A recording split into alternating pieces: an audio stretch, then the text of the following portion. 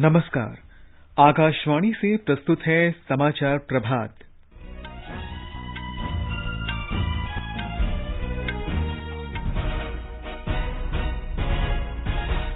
प्रधानमंत्री नरेंद्र मोदी ने कर्नाटक और महाराष्ट्र को भारी वर्षा और बाढ़ की स्थिति से निपटने के लिए हर संभव सहायता का आश्वासन दिया। चिकित्सा संस्थानों में स्नातक चिकित्सा पाठ्यक्रम में प्रवेश के लिए नीट के परिणाम घोषित। देश में पिछले 1.5 महीने में पहली बार कोविड के उपचाराधीन रोगियों की संख्या 8 लाख से नीचे। देश के विदेशी मुद्रा भंडार में 551 अरब 50 करोड़ 50 लाख डॉलर की वृद्धि। मां दुर्गा की आराधना का अनुष्ठान नवरात्र आज से। और आईपीएल क्रिकेट में अबुधाबी में मुंबई इंडियंस ने कोलकाता नाइट राइडर्स को 8 विकेट से हराया।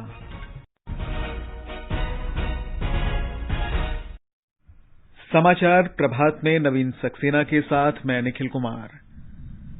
कोविड-19 महामारी के खिलाफ देश एकजुट होकर लड़ रहा है। आप भी हमारे साथ सुरक्षा और बचाव के 3 आसान एहतियाती उपायों का संकल्प लें। मास्क पहनें, 2 गज दूरी है जरूरी, सुरक्षित दूरी बनाए रखें, हाथ और मुंह साफ रखें। अब समाचार विस्तार से। प्रधानमंत्री नरेंद्र मोदी ने कर्नाटक और महाराष्ट्र में भारी वर्षा और बाढ़ से उत्पन्न स्थिति पर दोनों राज्यों के मुख्यमंत्रियों से बात की है। प्रधानमंत्री ने दोनों राज्यों को राहत और बचाव कार्यों में केंद्र की ओर से हर संभव सहयोग का आश्वासन दिया। एक ट्वीट में श्री मोदी ने बताया कि उन्होंने महाराष्ट्र के मुख्यमंत्री से राज्य में भारी वर्षा और बाढ़ की स्थिति के बारे में जानकारी ली। प्रधानमंत्री ने कहा कि इस आपदा से प्रभावित लोगों के साथ उनकी पूरी संवेदना है। उन्होंने राज्य में चल रहे बचाव और राहत कार्यों में केंद्र के सहयोग का भरोसा दिलाया। एक और ट्वीट में श्री मोदी ने बताया कि उन्होंने कर्नाटक के मुख्यमंत्री बीएस येडियुरप्पा से राज्य के विभिन्न भागों में हुई वर्षा और बाढ़ की स्थिति पर चर्चा की। प्रधानमंत्री ने बाढ़ से जूझ रहे कर्नाटक के लोगों के साथ एकजुटता व्यक्त की और राज्य में चल रहे राहत तथा बचाव कार्यों में केंद्र के हर संभव सहयोग का आश्वासन दिया। महाराष्ट्र के पश्चिमी क्षेत्र मराठवाड़ा और विशेष रूप से पुणे, सोलापुर, उस्मानाबाद, लातूर तथा सांगली जिले मूसलाधार वर्षा की चपेट में हैं। भारी वर्षा से आई बाढ़ में पिछले 2 दिन में 28 लोगों की मौत हो चुकी है और करीब 2319 मकान नष्ट हो चुके हैं। हमारी संवाददाता ने बताया है कि 57,374 हेक्टेयर भूमि में खड़ी फसलें भी तबाह हो गई हैं। भारी बारिश के कारण महाराष्ट्र के कुछ हिस्सों में बेहद तबाही हुई है। बारिश से संबंधित हादसों में अब तक 28 लोगों की मौत हुई, साथ ही फसलों को भी भारी नुकसान पहुंचा है। सांगली जिले के मतकुनकी में अतिरिक्त पानी से तालाब फटने के कारण सैकड़ों एकड़ फसल प्रभावित हुई। पंढरपुर शहर में 13 वर्षों बाद पहली बार भीमा नदी में बाढ़ आई, जिसके कारण 8,000 लोगों को सुरक्षित स्थानों पर स्थानांतरित कर दिया गया। भारी वर्षा के बाद लंबी दूरी की कई ट्रेनों को या तो डाइवर्ट किया गया या रद्द कर दिया गया है। राज्य के कुछ हिस्सों में बाढ़ और भारी बारिश के कारण उत्पन्न स्थिति के बारे में प्रधानमंत्री नरेंद्र मोदी ने महाराष्ट्र के मुख्यमंत्री उद्धव ठाकरे से बात की है। प्रधानमंत्री ने अपने ट्वीट में दोहराया कि राज्य में बचाव और राहत कार्य में केंद्र का सहयोग बरकरार रहेगा। माधुरी पांगे, आकाशवाणी समाचार, मुंबई। प्रधानमंत्री नरेंद्र मोदी ने कहा है कि सरकार न्यूनतम समर्थन मूल्य और फसलों की सरकारी खरीद के लिए प्रतिबद्ध है, क्योंकि ये खाद्य सुरक्षा के अभिन्न अंग हैं। श्री मोदी ने कल खाद्य और कृषि संगठन के 75वें स्थापना दिवस और विश्व खाद्य दिवस के अवसर पर 75 रुपये मूल्य का एक स्मारक सिक्का जारी करते हुए ये बात कही। एमएसपी और सरकारी खरीद देश की फूड सिक्योरिटी का अहम हिस्सा है, इसलिए इसका वैज्ञानिक तरीके से अच्छे से अच्छी व्यवस्था के साथ अच्छा सा अच्छा प्रबंधन भी हो और ये आगे भी जारी रहे, ये बहुत आवश्यक है और हम इसके लिए प्रतिबद्ध हैं। प्रधानमंत्री ने हाल ही में विकसित 8 फसलों की अधिक पोषण वाली 17 किस्में राष्ट्र को समर्पित की। उन्होंने कहा कि खाद्य क्रांति की दिशा में सरकार के प्रयासों में देश का किसान महत्वपूर्ण स्तंभ है। प्रधानमंत्री ने कहा कि सरकार ने देश में कुपोषण के मुद्दे के समाधान के लिए बहुआयामी कदम उठाए हैं। श्री मोदी ने कहा कि एक तरफ बच्चों और माताओं के लिए पौष्टिक आहार बढ़ाने पर जोर दिया गया है, तो दूसरी ओर सैनिटाइजेशन और साफ सफाई का स्तर बढ़ाने के लिए भी विशेष पहल की गई है। एक तरफ नेशनल न्यूट्रिशन मिशन शुरू हुआ तो दूसरी तरफ हर उस फैक्टर पर काम किया गया जो कुपोषण बढ़ाने का कारण था। बहुत बड़े स्तर पर परिवार और समाज के व्यवहार में परिवर्तन के लिए भी काम किया। स्वच्छ भारत मिशन के तहत भारत में 11 करोड़ से ज्यादा शौचालय बने। दूर दराज वाले इलाकों में शौचालय बनने से जहां स्वच्छता आई, वहीं डायरिया जैसी अनेक बीमारियों में भी कमी देखने को मिली। राष्ट्रीय परीक्षा एजेंसी ने राष्ट्रीय पात्रता सह प्रवेश परीक्षा नीट 2020 के परिणाम घोषित कर दिए हैं। अंकपत्र परीक्षा एजेंसी की आधिकारिक वेबसाइट nta-neet.nic.in पर उपलब्ध हैं। विद्यार्थी वेबसाइट से अंकपत्र डाउनलोड कर सकते हैं और मेरिट लिस्ट देख सकते हैं। चिकित्सा संस्थानों में स्नातक चिकित्सा पाठ्यक्रम में प्रवेश के लिए नीट परीक्षा कोविड स्थिति के बीच कड़े एहतियाती उपायों के साथ 13 सितंबर और 14 अक्टूबर को आयोजित की गई थी। हमारे संवाददाता की रिपोर्ट। इस परीक्षा में 13,66,000 से अधिक विद्यार्थी शामिल हुए, जिसमें से 7,71,500 विद्यार्थी सफल घोषित किए गए। इस परीक्षा में ओडिशा के शोएब आफ्ताब को 720 अंक प्राप्त हुए और तालिका में शीर्ष स्थान पर रहे, जबकि दिल्ली की आकांक्षा सिंह को भी 720 अंक प्राप्त हुए, लेकिन वह द्वितीय स्थान पर रहीं। इस वर्ष अखिल भारतीय आयुर्विज्ञान संस्थान एम्स और Jawaharlal institute of post graduate medical education and research के MBBS पाठ्यक्रम में भी प्रवेश नीट के जरिए ही की जाएगी। आनंद कुमार, आकाशवाणी समाचार, दिल्ली। बिहार में विधानसभा चुनाव के दूसरे चरण के लिए नामांकन पत्रों की जांच आज होगी। नाम वापस लेने की अंतिम तिथि इस महीने की 19 तारीख है। इस चरण में 3 नवंबर को 94 विधानसभा क्षेत्रों के लिए मतदान होगा। दूसरे चरण के लिए कुल 1062 पर्चे भरे गए हैं। ब्यौरा हमारे संवाददाता से। चुनाव आयोग ने कोसी प्रमंडल के आयुक्त के सेंथिल कुमार और बक्सर के ADM चंद्रशेखर झा को चुनाव कार्यों से हटा दिया है। इसके पहले आयोग ने उत्पाद आयुक्त को हटाने का आदेश दिया था। इस बीच आचार संहिता के उल्लंघन के मामले में 2,497 लोगों के खिलाफ कार्रवाई की गई है।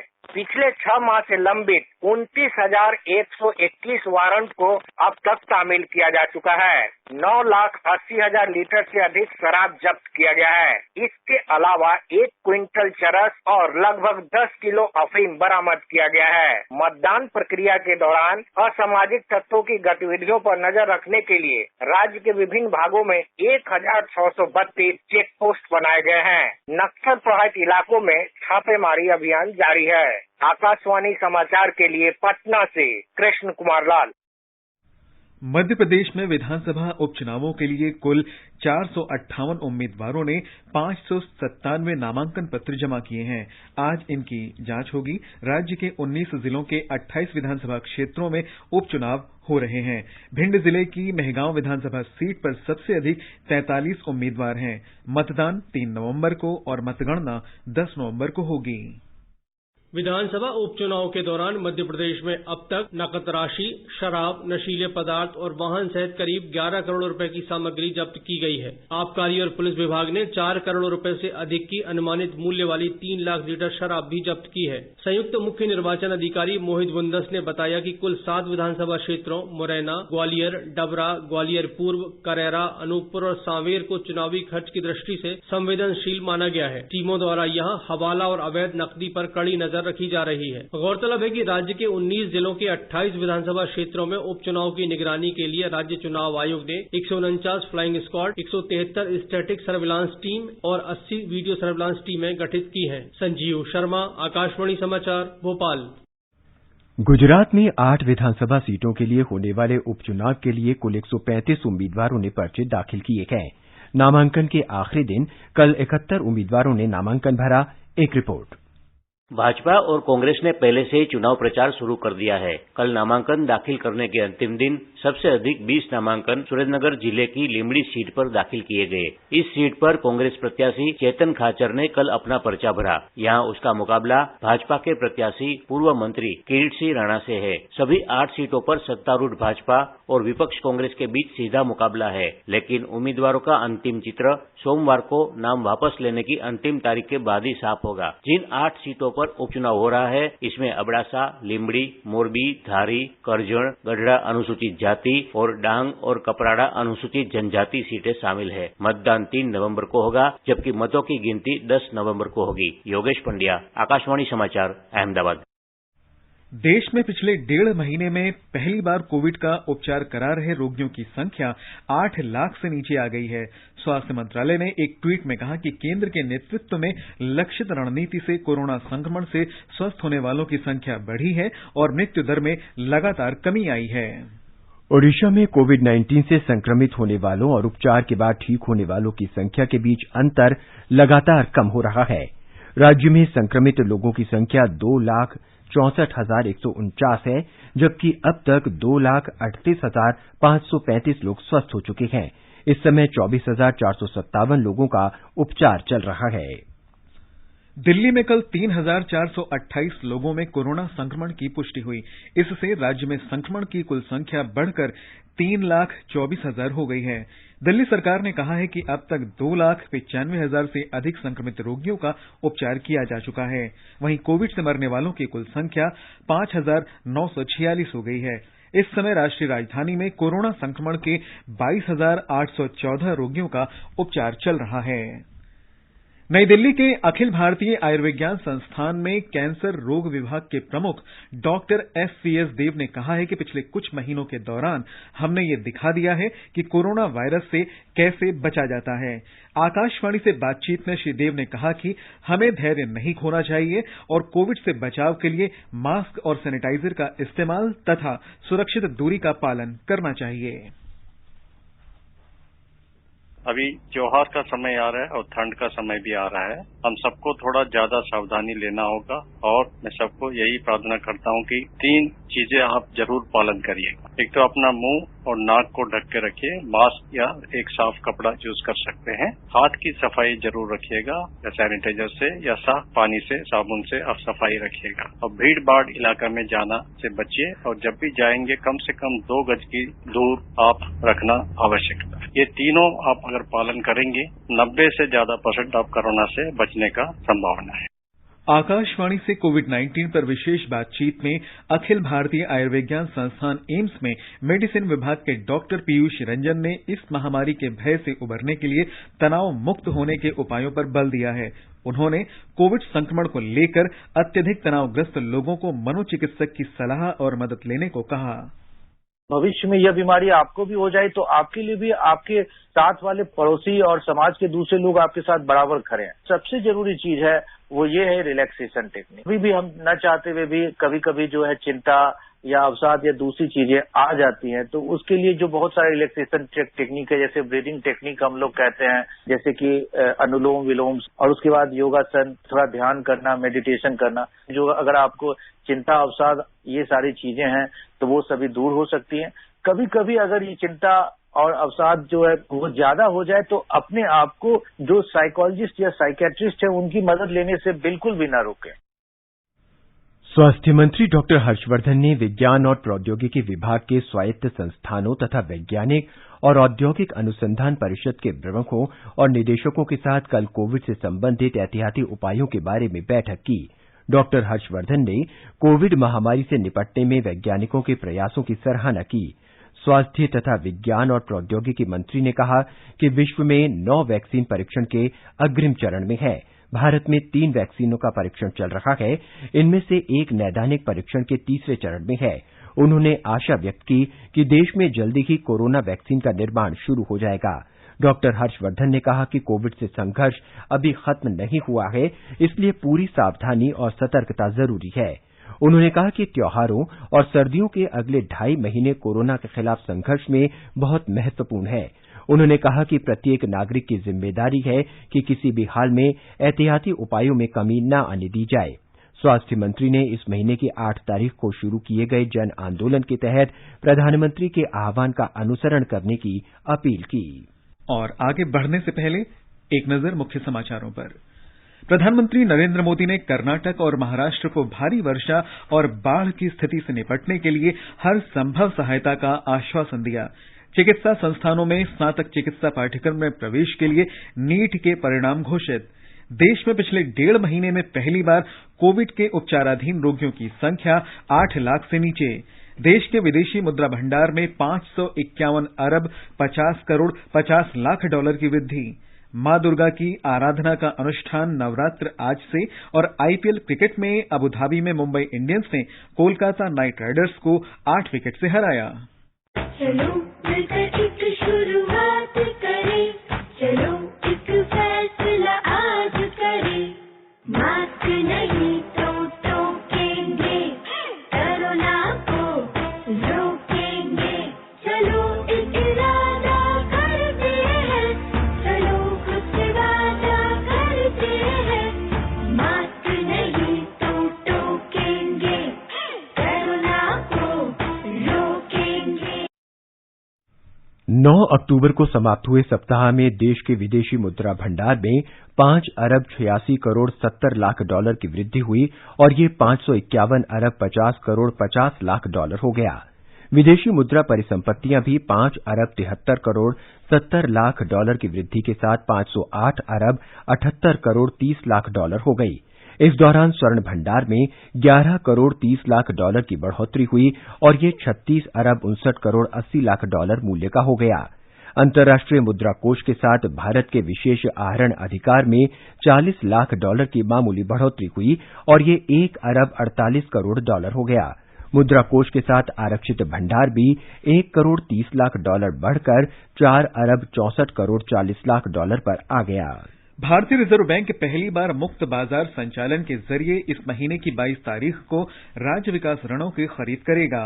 नकदी प्रवाह बढ़ाने और बेहतर मूल्य सुनिश्चित करने के लिए मौजूदा वित्त वर्ष के दौरान विशेष व्यवस्था के रूप में 10,000 करोड़ रुपए मूल्य का मुक्त बाजार संचालन किया जाएगा। रिजर्व बैंक बहु सुरक्षा नीलामी के जरिए राज्य विकास ऋणों की खरीद करेगा, जिसमें विविध मूल्य पद्धति का उपयोग किया जाएगा। नीलामी का परिणाम 22 अक्टूबर को घोषित कर दिया जाएगा। वित्त मंत्री निर्मला सीतारामन ने वीडियो कॉन्फ्रेंस के माध्यम से विश्व बैंक विकास समिति की 102वीं पूर्ण बैठक में भाग लिया। बैठक को संबोधित करते हुए उन्होंने कहा कि कोविड महामारी का असर विकासशील और विकसित देशों पर लगातार पड़ रहा है और गरीबी के खिलाफ पिछले कई वर्ष के कठिन संघर्ष की उपलब्धियां खोने के कगार पर हैं। आज अंतर्राष्ट्रीय गरीबी उन्मूलन दिवस है।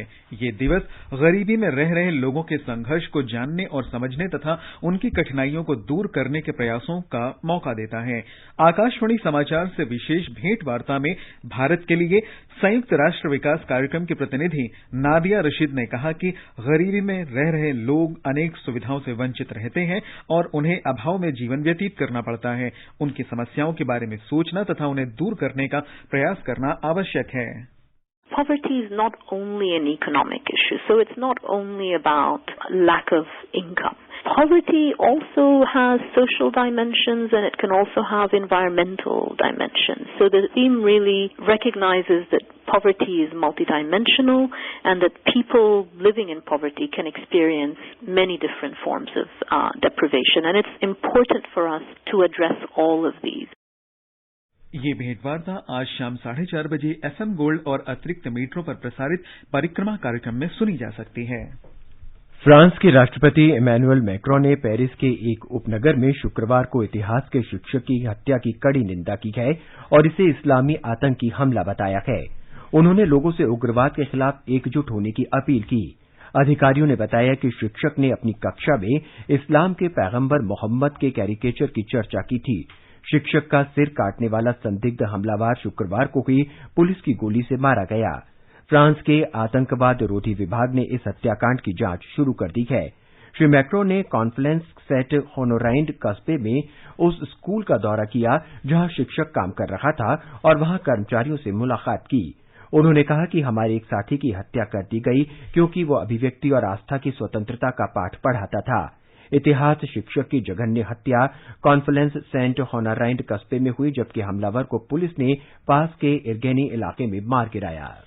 शक्ति रूपा देवी दुर्गा की आराधना का अनुष्ठान नवरात्र आज से शुरू हो गया है। 9 दिन के अनुष्ठान के पहले दिन मां दुर्गा के शैलपुत्री रूप की पूजा अर्चना की जाती है। देश के विभिन्न भागों में नवरात्र उत्सव विशेष श्रद्धा और आस्था के साथ मनाया जा रहा है।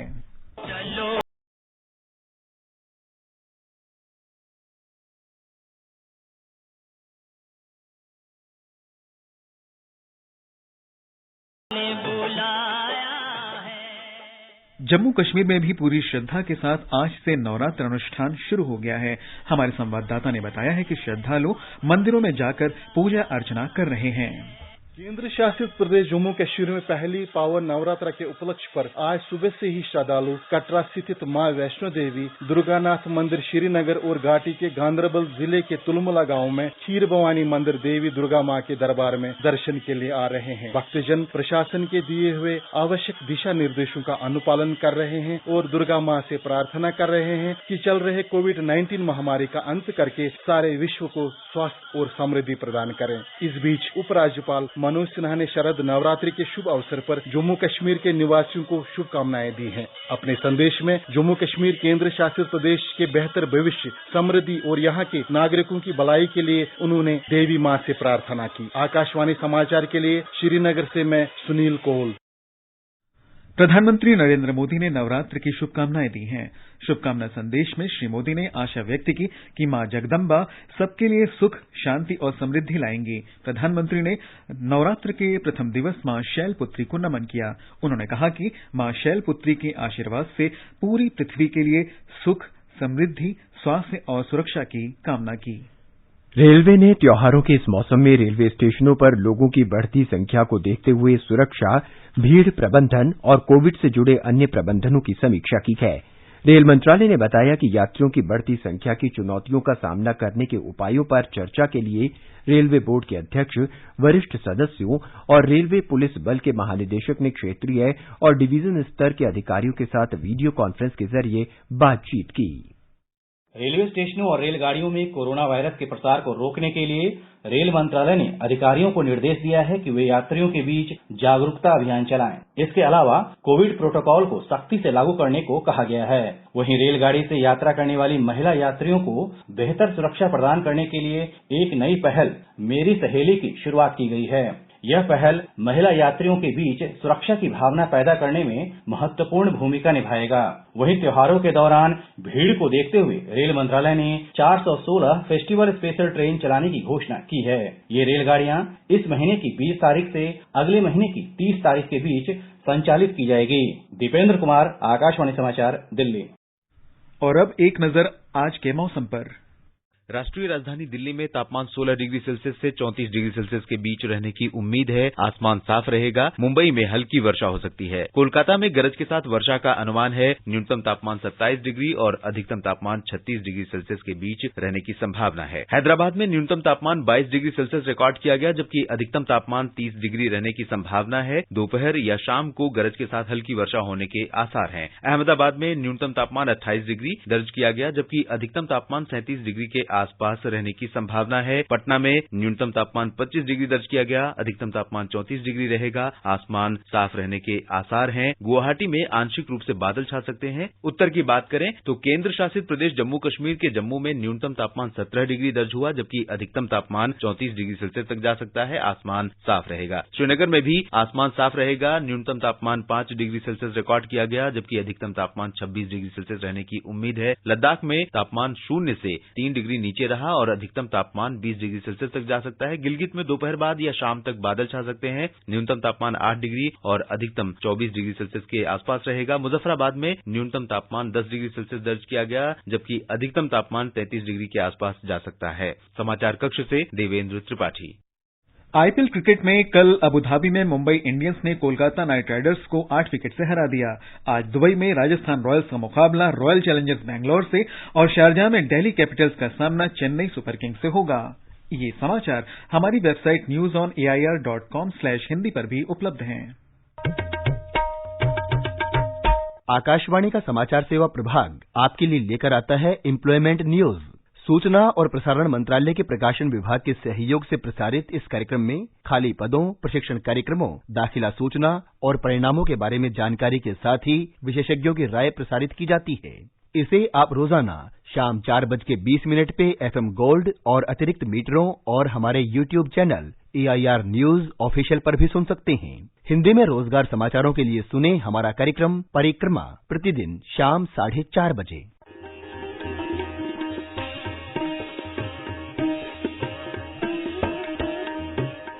सुनिए संस्कृत जगत से जुड़ी हुई विभिन्न गतिविधियों के साथ आकाशवाणी से प्रसारित विशेष कार्यक्रम संस्कृत साप्ताहिकी अब नए समय पर प्रत्येक शनिवार प्रातः 11:20 से आकाशवाणी के समाचार चैनल FM गोल्ड पर तथा पुनः प्रसारण रविवार प्रातः 11:20 से।